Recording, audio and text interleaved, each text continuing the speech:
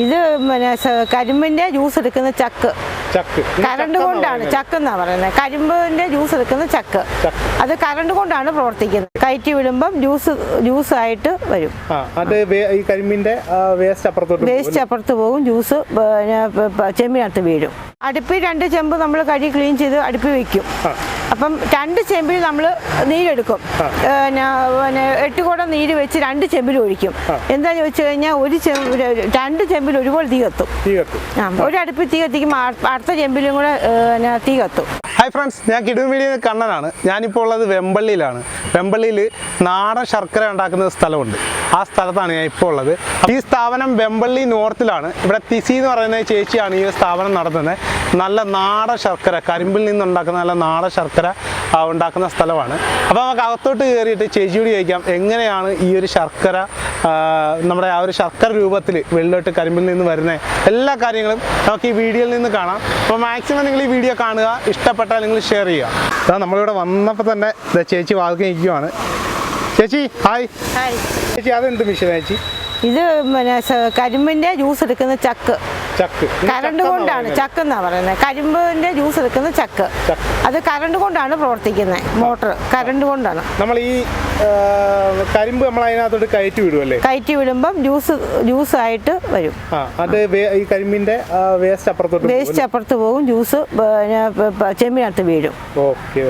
അടുപ്പിൽ 2 ചെമ്പ് നമ്മൾ കഴുകി ക്ലീൻ ചെയ്ത് അടുപ്പിൽ വെക്കും.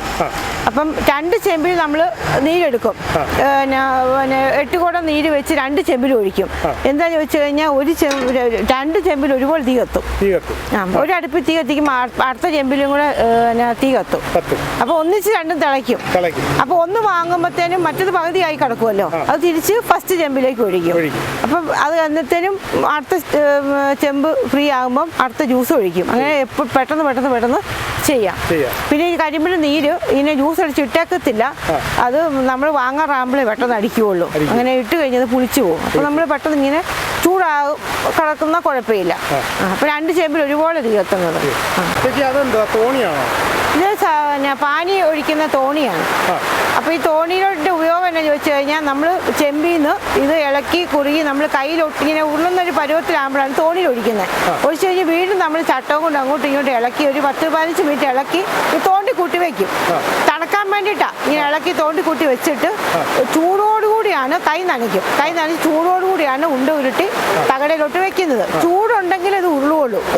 കൈ ഉള്ളത്തക്ക രീതിയിൽ ചൂട് കാണും. എന്നാൽ തോണിയുടെ ഉപയോഗം നമ്മളിപ്പോൾ ഇളക്കാൻ വേണ്ടിയിട്ടാണ്. ചെമ്പി നേരെ ഉരുട്ടി വെക്കത്തില്ലല്ലോ. അപ്പം ഇതിനകത്ത് ഈ മാവിൻ്റെ തടി കൊണ്ടാണ് ഈ തോണി ഉണ്ടാക്കുന്നത്. അപ്പോൾ കുറച്ചും കൂടെ ഇത് പാനി തണുക്കും പെട്ടെന്ന്.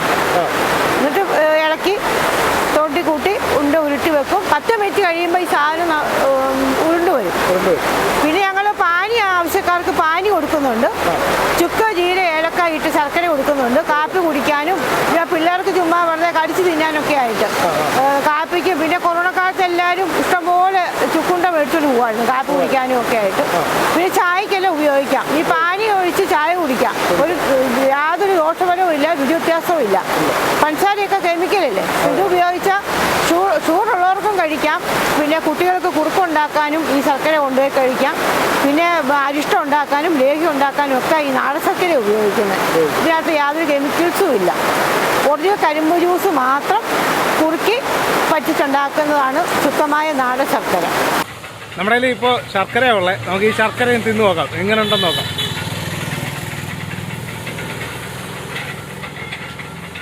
ഇത് കിടുക കേട്ടോ. ഇത് ചുക്ക്, ഏലക്ക അങ്ങനെയുള്ള എല്ലാ സാധനങ്ങളും അടങ്ങിയ ശർക്കരയാണ്. ഇത് കാപ്പി പനിയൊക്കെ വരുമ്പോൾ കാപ്പി തിളപ്പിക്കാൻ വേണ്ടി മാത്രമുള്ള ശർക്കര. അടിപൊളിയാണ് സംഭവം. കിടുവാണ് ശർക്കര, കിടുക കേട്ടോ. അടിപൊളിയാണ്, സൂപ്പറാണ്. കൊറിയറായിട്ട് അയച്ചു കൊടുക്കുമല്ലോ അല്ലേ? അതെ, അയച്ചു തരാം. വിളിക്കുന്നത് ബുക്ക് ചെയ്യും അല്ലേ? വില ഇപ്പം കൊറിയറിന്റെ പൈസയും ശർക്കര 1 കിലോ ശർക്കരയ്ക്ക് 160 രൂപയാണ്. 160 രൂപ 1 കിലോയ്ക്ക്. ചേട്ടാ പേരെന്താ? സണ്ണി. എത്ര ആളായി ഇവിടെ ശർക്കര? 2 വർഷത്തിനടുത്തായി. 2 വർഷം. എങ്ങനെയുണ്ട് ശർക്കര? ഏറ്റവും ശുദ്ധമായ ശർക്കരയില്ലേ ഇത്? കരിമ്പിന്റെ ജ്യൂസിൽ നമ്മൾ ഈ ശർക്കര ഉണ്ടാകും. കരിമ്പിന്റെ ജ്യൂസ് ചക്കിനകത്ത് വെച്ച് അവിടുന്ന് അത് ടാങ്കിലോട്ട് വന്നിട്ട് അവിടെ നമ്മൾ കുടത്തിൽ കോരി ചെമ്പിനകത്ത് ഒഴിച്ചിട്ട് അത് ചൂടാക്കി അതിൻ്റെ വേസ്റ്റ് എല്ലാം വെട്ടി കളഞ്ഞിട്ട് അത് തീയിട്ട് കുറുക്കി ഇവിടെ തോണിയിൽ ഒഴിച്ച് ഇളക്കി അത് ഇങ്ങനെ ഉണ്ടാകുന്നൊരു രൂപത്തിലേക്ക് വരുന്നത്. ശുദ്ധമായ സാധനം, അതിനകത്ത് ഒരു കെമിക്കലും ചേർക്കുന്നില്ല, ഒന്നും ചേർക്കുന്നുമില്ല. ഇതിനകത്ത് യാതൊരു കെമിക്കലും ഇല്ല, ഒറിജിനൽ കരിമ്പ് നീര് മാത്രമേ ഉള്ളൂ. അപ്പം ആർക്കും ഉപയോഗിക്കാം. ഇപ്പം ഓണം അടുത്തല്ലോ, ഇപ്പം എല്ലാവരും ഇവിടെ വന്ന് ശർക്കര മേടിക്കുക, ശുദ്ധമായ പായസം കുടിക്കാം. ഈ ശർക്കര മേടിക്കാൻ വരേണ്ട ലൊക്കേഷൻ ഒന്ന് പറയാമോ? ഇത് സ്ഥാപനം സ്ഥിതി കോട്ടയം ജില്ലയിലാണ്. കോട്ടയം ജില്ലയിലെ കോട്ടയം മൂവാറ്റുപുഴ MC റോഡാണ്. ഇപ്പോൾ ഏറ്റുമാനൂർക്കും കുറഞ്ഞാടിനും ഇടയ്ക്കുള്ളതാണ് വെമ്പള്ളി നോർത്ത്. ഏറ്റുമാനൂരും കുറഞ്ഞാടിനും ഇടയ്ക്കുള്ള സ്ഥലമാണ് വെമ്പള്ളി നോർത്ത് എന്ന് പറയും. വെമ്പള്ളി വന്നാൽ മതി. വെമ്പള്ളി ശർക്കര MC റോഡാണ്. അതായത് ട്രിവാൻഡ്രം തൊട്ട് കാസർഗോഡ് വരെ പോകുന്ന റോഡാണിത്, MC റോഡ്. അപ്പോൾ നമ്മുടെ ഇവിടുത്തെ ശർക്കര നല്ല പ്യുവർ ശർക്കരയാണ്, കെമിക്കലോ കാര്യങ്ങളോ ഒന്നും തന്നെ ഇല്ല. അപ്പോൾ ആവശ്യക്കാർ നിങ്ങൾ കൊറിയറായിട്ട് ഇവിടുത്തെ നമ്മുടെ TC ചേച്ചി അയച്ചു തരും.